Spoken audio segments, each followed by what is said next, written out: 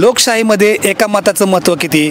सन 2016 पैठणच्या नगरपालिकेच्या निवडणुकीत संगीता मापार या नगरसेविका एका मताने पडल्या. 1999 अटल बिहारी वाजपेयी सरकार एका मताने पडलं.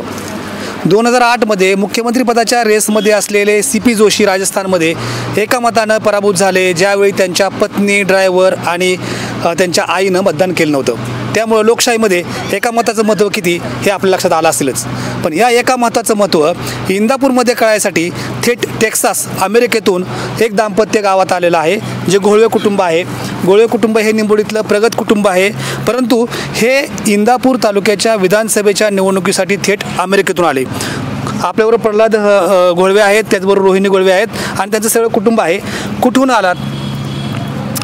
आम्ही तब्बल 30 तासाचा प्रवास करून Dallas to Dubai, Dubai to Bombay, Mumbai असा 30 तासाचा विमान प्रवास करून मतदानाच्या दृष्टीने डायरेक्ट मतदानासाठी निंबोडीमध्ये पोचलो. यासाठी कधीपासून तयारी केली होती? तुम्ही कधी विचारणा केली होती? तुम्ही तिकीट कधी काढलं? कशी प्रक्रिया केली? तसं ॲक्च्युली जर पाहिलं तर 7 डिसेंबरला येण्याचा माझा प्रोग्राम होता, परंतु थोडंसं आमच्या पुतण्याच्या आग्रहास्तव मी ते 7चं तिकीट कॅन्सल करून 18चं तिकीट 11चं तिकीट परत घेतलं आणि खास मामांना वोटिंग करण्यासाठी मामांचं हे कामाचं प्रोत्साहन हे पाहून मी सुद्धा त्या कामातून उत्स्फूर्त होऊन काय म्हणलं, चालेल आपल्याला, पण मामांना जाऊन वोटिंग हे आपलं झालंच पाहिजे.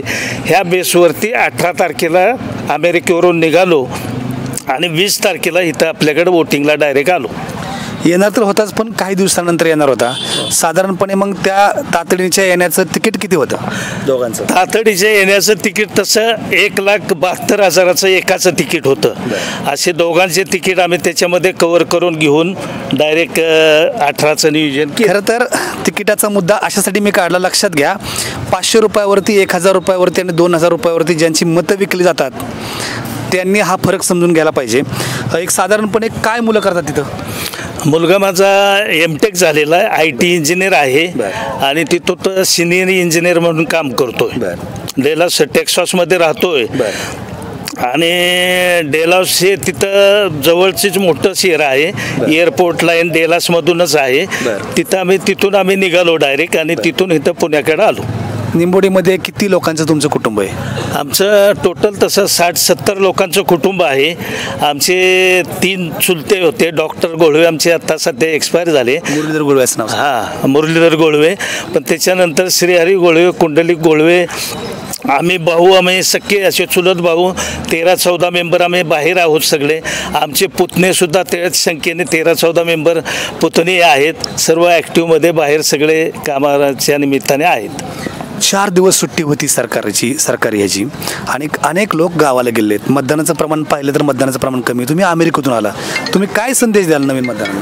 नवीन मतदाराला एवढाच संदेश देऊ इच्छितो मी की असे जे मामांसारखे ॲक्टिव्ह मेंबर आहेत, मामांसारखे काम करणारे असे जे लोक आहेत, त्यांना किमान आपल्याला जेवढा सपोर्ट करता येईल तेवढा करावा आणि त्यांना त्याच्यामध्ये उमेद द्यावी.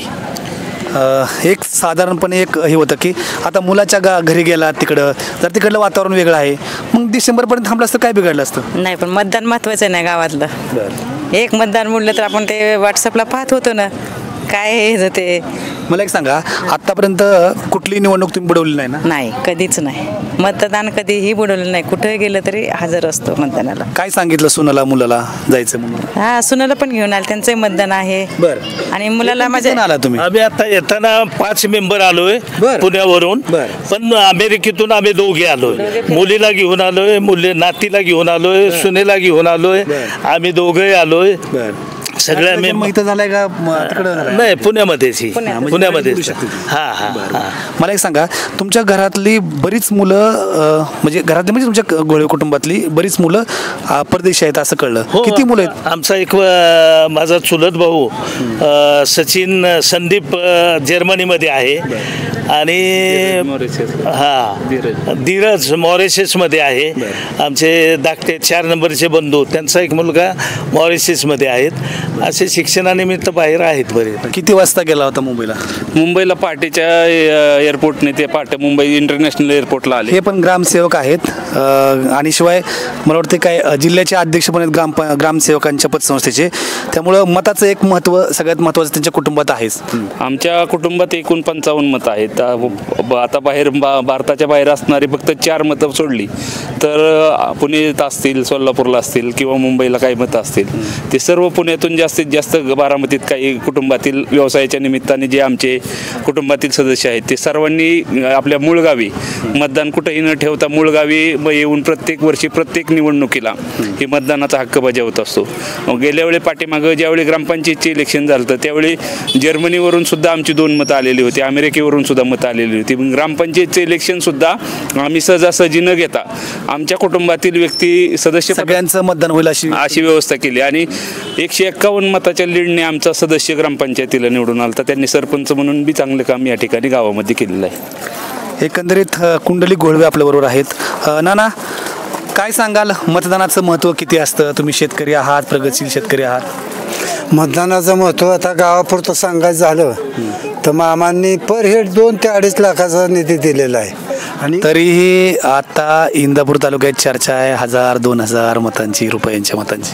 नाही, माझा तर एक अंदाज आहे, माझं वैयक्तिक मत आहे की ह्या तालुक्यामध्ये मामाच्या कामाला लोक पसंती देतील असं माझं मत आहे.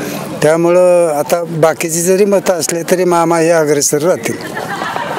लोकशाहीमध्ये डोकं किती चालतं याच्यापेक्षा डोके किती असतात ह्याला महत्त्व आहे. 55 लोकांचं कुटुंब, परंतु तरीसुद्धा 2 लोक अमेरिकेला आहेत म्हणून त्यांच्यासाठी एवढं सगळी धावपळ करणारी त्यांची मुलं ना किंवा पुतणे आहेत सगळे, आणि त्यांना एका मताचं महत्त्व कळलं.